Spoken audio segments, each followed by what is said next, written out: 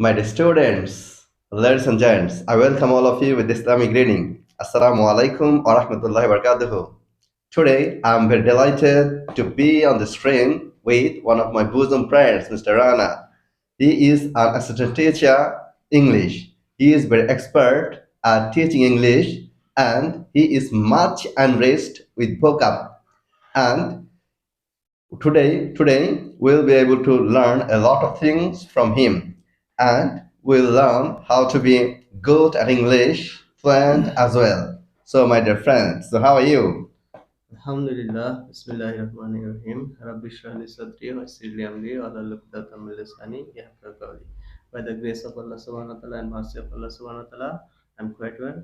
And you? Okay, Alhamdulillah, it's my pleasure to be with you, and Alhamdulillah, I'm well by the mercy of God.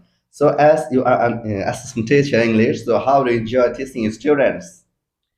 Yes, good question.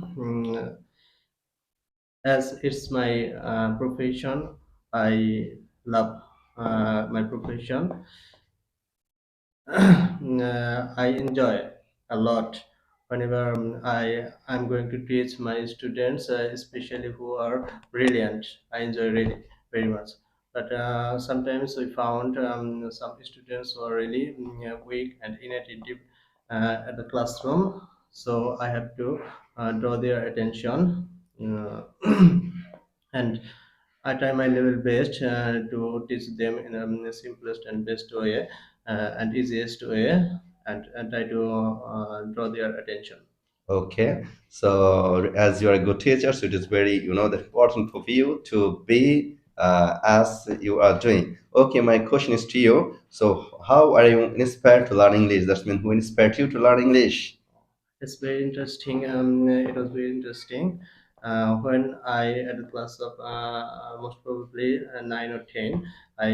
Whenever I'm going to read out rearrange, then I found a rearrange, and I know some bookups and some bookups are unknown for me.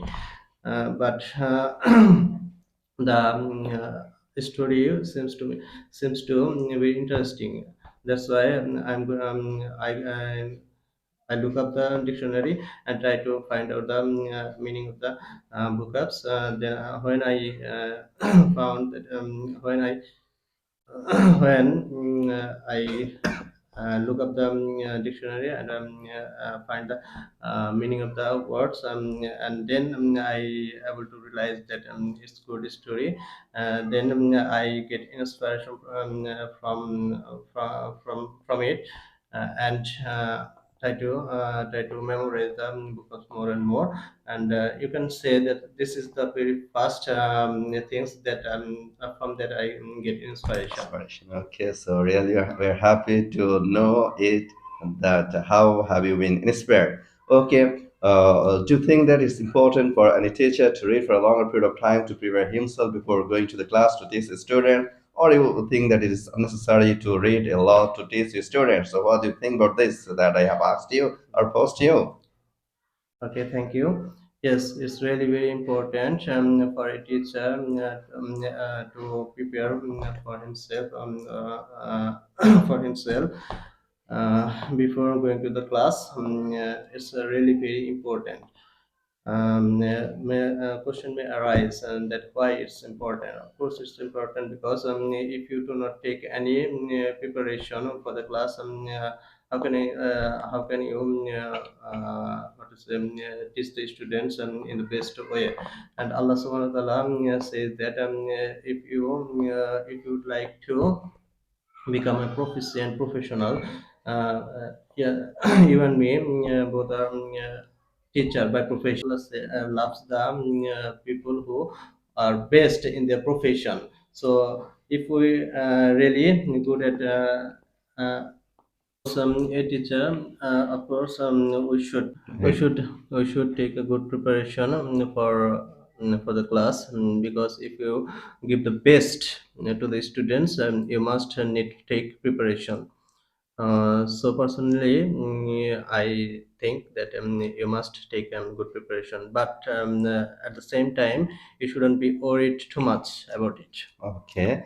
So you have answered very nicely. So do you have any suggestion to the students, as most of the students these days are very much interested to learn English? So do you have any preparation to them? Yes, of course, I would like to say something about it. Whenever a student come to me, whether he is good or bad, I always suggest him or give him what to say advice. Okay, that you have to keep in mind three things. That uh, as it's not our mother tongue, Mhm. it's we learn English as a language, so we have to uh, we have to emphasis on the vocabs. You have to memorize or assimilate more and more vocabs. If you do not memorize the vocabs, you will not able to understand English. Okay. The second thing is that you must know the ins and outs of grammar. Okay. Basically, basic grammars. Okay. Uh, at the same time, you have to know on the syllabus enlisted grammar.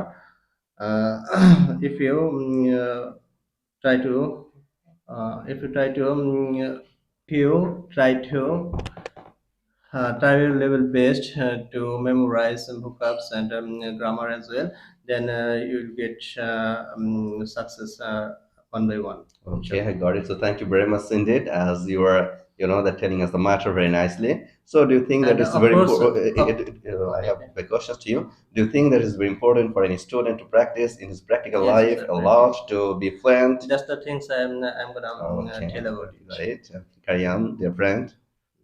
So, what's your question? Do you think that it's important for any student to practice in his practical life for a longer period of time to be fluent in English? Of course, here is a proverb that practice makes the man perfect. So the more you practice, the more you learn. You must practice more and more. If you don't have any partner to practice, you have to practice yourself. Okay, even you have to stand in front of a mirror and speak and speak and speak. Yeah, Okay. by this way, inshallah, a couple of months later or a couple of weeks later, you'll be able to speak English, inshallah, So inshallah, if inshallah, Allah will. and my dear friend Rana has explained the matter very nicely to us. And if you follow him, if you know that would like to abide by him, it would be easier for you to learn a lot of things from him. And hopefully, you have been highly benefited by his speech. If you follow it, if you practice it in your practical life, it would be easier for you to go a long way to do it in your career. And inshallah, success must come in your life. So do you have anything more to tell my students? Yes, at the end of the video, I would like to say something, not only for students but also whole of the humanity, that as we are human being. So as we really would like to success in this world as well as hereafter, we have to keep in mind three golden verses of Quran. So we would know the first verse of the Quran about success, that is mentioned in Quran Surah Al Imran, chapter number 3, verses number 160. Here Allah subhanahu wa ta'ala categorically mentioned that if Allah subhanahu wa ta'ala helps you, none can overcome you. And if Allah subhanahu wa ta'ala forsakes someone, then there is who can help you. So let the believers put the trust in Allah subhanahu wa ta'ala. The more you have competency, the more you have proficiency, the more you have efficiency, it doesn't work if Allah subhanahu wa ta'ala doesn't help you. Okay.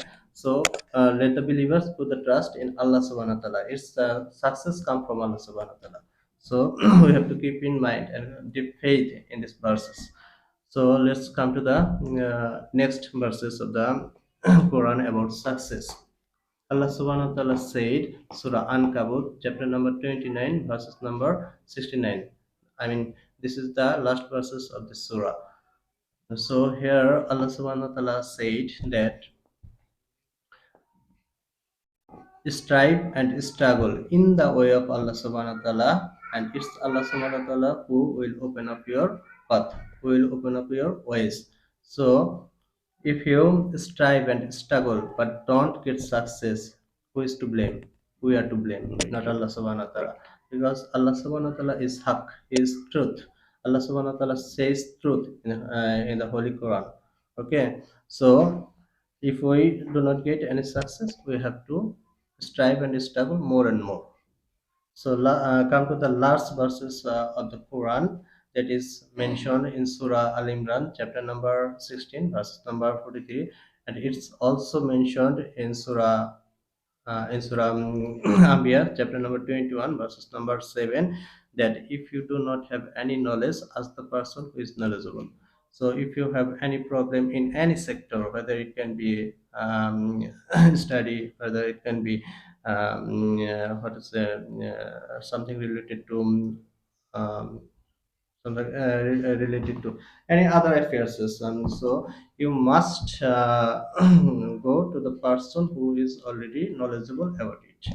So this is Your suggestion. this is my suggestion for the students and for the whole Humanity or humanity, humankind. humankind. So, my dear friend, thank you very much. And he has said very nicely, and he tries his best to tell us the thing that if we fail to understand, we'll have to try again and again to come out successful. So, if we fail, we shouldn't be frustrated. Rather, we should try harder. And we'll have to be successful in this world even hereafter. For this reason, or for this, we'll have to follow the commandment of Allah. That's we'll have to follow the Holy Quran, as Allah says in the Holy Quran, Surah Baqarah, chapter 2, verse 2. This is the book, there is no doubt in it, a guidance to those who guard themselves against evils. So have to follow the commandment of Allah. And thank you, my dear friend, because he tries his best to make us understand like Dr. Naik, Dr. Zakir Naik, and he has quoted from the Holy Quran very nicely. So I should thank him. I need to thank him, and hopefully you have been highly benefited. So I hope you try to follow the commandment or the messages or message from my friend, and if you do so, it would be easier for you to go a long way. So no more today. See you soon. Till then, assalamu alaikum warahmatullahi wabarakatuh.